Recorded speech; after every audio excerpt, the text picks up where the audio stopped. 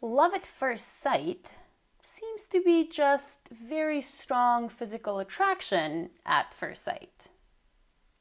Hi, my name is Dr. Zhana, and today I wanted to talk to you about a phenomenon that is very well familiar to almost anybody in the Western world and beyond, but you may have experienced it yourself, and even if you haven't, you've probably heard of it and know of it. Love at first sight, right? That's something that has been a thing for a very long time. It's been portrayed in the arts and literature for at least 3,000 years. And today, something like 1 in 3 people in the Western world say that they've experienced it at least once. That basically they met someone, and the first time they met them, maybe not in the first second that they met them, but the first time they met them, maybe spent however much time they spent together, and they experienced love at first sight. So we know that people report this. We also know that it's kind of a good thing for a couple, that if you ask couples and established couples that have been dating for a while, and if you ask them, did your relationship start with love at first sight or not, those who say it started with love at first sight tend to report better quality relationships, tend to report more passion, more sort of interest in their partner, and than those who don't remember having started with love at first sight. So it seems like it might be a good thing to have a relationship start this way. However, we don't really much know about whether this is really love. Like, are we talking about like actual love? Or is this just a very strong desire or lust or just physical attraction, which then people, once they start dating and things are going well and it's seems like it's gonna work out, they kind of retroactively tend to reinterpret what happened at their first meeting. They're basically projecting their very strong feelings of love currently to what they were experiencing or feeling back when they met. So there is a new study that recently got published in the academic literature that looked at love at first sight and how common it may be when people meet somebody, and then how that might differ in terms of the quality of feeling that people are experiencing compared to actual love that people experience towards their partners that they're dating on a more regular basis. Now, it's, first of all, in order to determine whether love at first sight is actually love, we have to decide what love is. And there is no one, like, the definition of love. It is, there are many different ways to define love, or another way to think about it is there are different types of love that people can experience. Probably the most commonly used conceptualization of love is Robert Sternberg's triangular theory of love. And according to the triangular theory of love, it suggests that basically there are 3 components that can make up love: passion, intimacy, and commitment. Intimacy is the mutual kind of opening up, sharing, emotional closeness, attachment that you can feel for somebody that you're close with. Passion is that physical arousal, desire, excitement to be with someone, that craving that we experience for another person. And then commitment is more of a decision to be with somebody, to be in a relationship and continue a relationship with someone. And so depending on the amount of each of these 3 components that is present in our feelings for somebody, we can talk about different types of love. So for example, the love that we all strive to achieve in our romantic relationships is the one that has very high levels of all 3, of passion, intimacy, and commitment, and that we call consummate love. Right? Then, but unfortunately, we don't always have that in our romantic relationships. Whether in the beginning or later on, we end up in relationships that may have a little less of some of these components than other components. For example, a very typical experience for a lot of people is what we call companionate love. The love that has high intimacy, high commitment. So this is someone that you feel very closely attached to, very committed to staying in a relationship with, but there's not a lot of passion.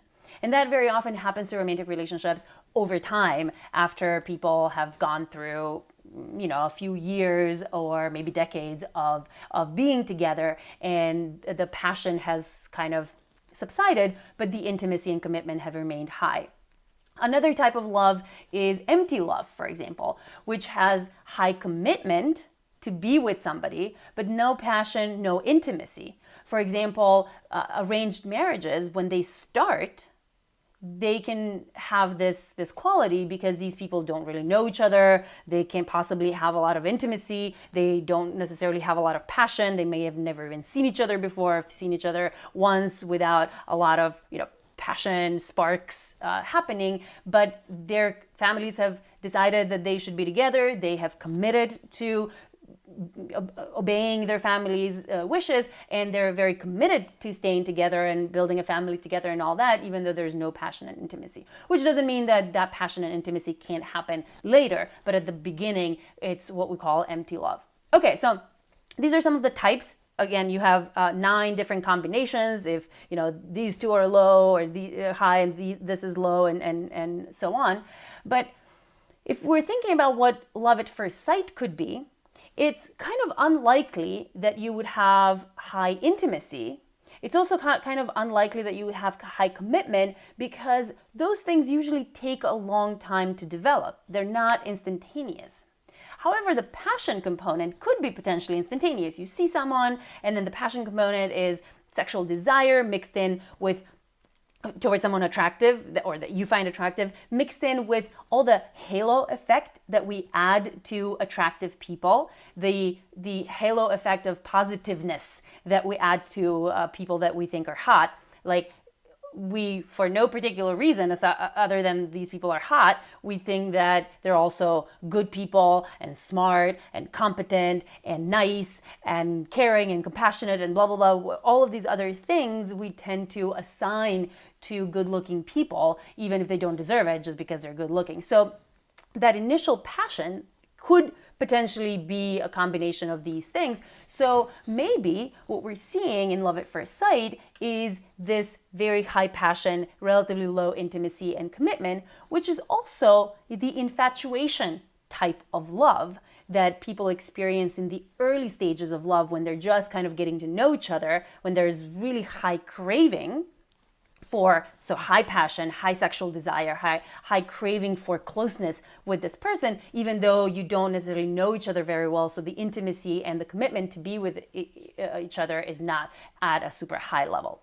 So, okay, all of this is an intro into this study that was looking at what kind of qualities does this experience of love at first sight have, and how comparable is that to the love that people report towards long-term partners? So what this group of Dutch researchers did, they surveyed almost 400 Dutch and German young people across 3 separate studies. In the first 2 studies, participants were presented with photos of 6 to 9 people that they were supposed to imagine meeting at a speed dating event. And then they answered to what extent that they felt love at first sight, and the 3 love components towards each of these photos and potential real people. And then those participants who were in long-term relationships were also asked to report on how much love and across these 3 components they felt for their current partner. And then in study 3, the researchers actually organized 3 different real-life dating events. One was a traditional speed dating event. One was a bar hopping event where a bunch of these new people who were going to meet each other went from bar to bar and spent, I don't know, like an hour or 20 minutes to something at the different bars, getting to know each other. And then there was another kind of social gathering event where people kind of met new people over food and drinks. And these were all single participants that got to meet other single participants who were hopefully looking for partners of some kind, interacted with them for a little while, and then they answered the same questions about whether they experienced love at first sight, and also the different components of passion, intimacy, and commitment that they felt towards each of the people that they got to interact with personally. So Across the 3 studies, across the almost 400 participants that they had asked, both the online and the offline studies, love at first sight was reported 49 times by 32 different individuals. That makes up about 8% of the total sample of participants because, right, people could have, in each study, participants saw photos of more than one person or interacted in real life with more than one person, so they could have potentially experienced love at first sight or thought they experienced love at first sight for more than one person. So they, about 8% of the participants experienced love at first sight. And remember, for some of these people, all they did was they just saw a photo of someone and were asked to imagine meeting this person at a speed dating event, whereas some of these other people actually met people in person and got to interact with them in person. But even so, it's pretty remarkable that even at this very basic level of knowledge or interaction with somebody else, even through just a photo, seeing a photo of them, is enough to trigger this sense of love at first sight in, a small percentage of participants in this particular study. So some people definitely feel love at first sight for someone that they barely know. An interesting side note, and perhaps a sad side note, is that of all of those people in the real life interaction study that reported love at first sight for somebody that they interacted with, none of those was reciprocated. So none of those people also said that they had experienced love at first sight for the person who experienced that for them. So no crazy sparks on both sides mutually were started in this particular study, but who knows? That obviously happens sometimes in a mutual sort of way, just not in this particular study. Okay, but so the key question was, is there evidence that love at first sight has the qualities of love? And the answer in this study was no, it did not. The amount of passion, intimacy, and commitment that was reported for the people that the participants said, I experienced love at first sight, they all hovered around the neutral midpoint of the scale. So the scale was from I did not experience this at all to I experienced this very strongly to somewhere like, I don't know, I kind of feel neutral about this person. And in all cases, the love at first sight targets had these kind of neutral levels of passion, intimacy, and commitment. That was much higher than the passion, intimacy, commitment that people felt for the other people that they were interacting with for whom they did not experience love at first sight. However, these levels which were much lower than the passion, intimacy, and commitment that people who were in relationships reported that they felt toward their long-term or relationship dating partners. So there is no evidence to suggest that we're talking about infatuation. It's not like the passion component was at the same level as it was in more established relationships with low intimacy and commitment.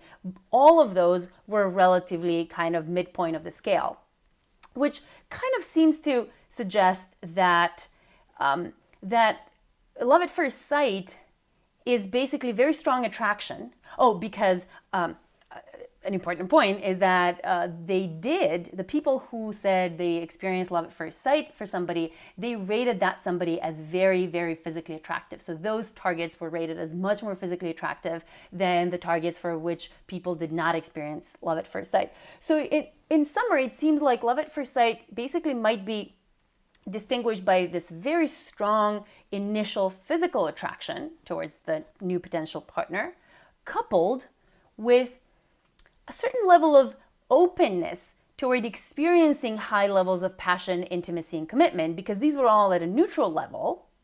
They weren't in the negative, but they weren't in the positive. So it might be like I see someone, I'm like, oh my God, they're so hot.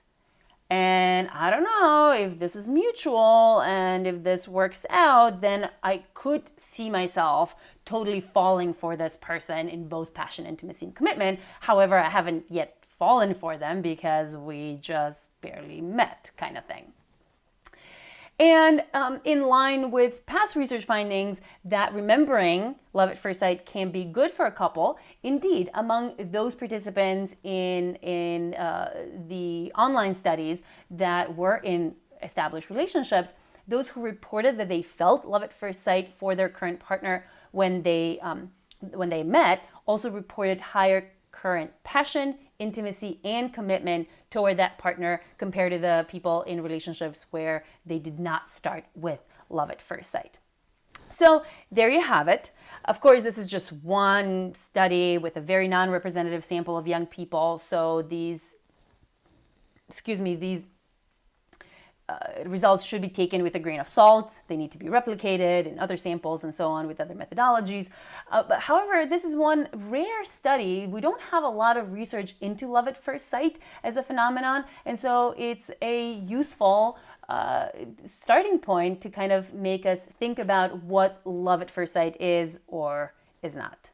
Okay, that's all I have for you today. If you like this video, please share, subscribe to my YouTube channel, comment in the comments below, and also support my work through my Patreon account. Go to patreon.com/Dr. Zhana and you can become a monthly supporter for as little as $2 and get a lot of extra information and contact with me and other perks like toys, sex toy raffles, and whatnot. So I hope you become a Patreon supporter as well as a regular YouTube viewer. Bye.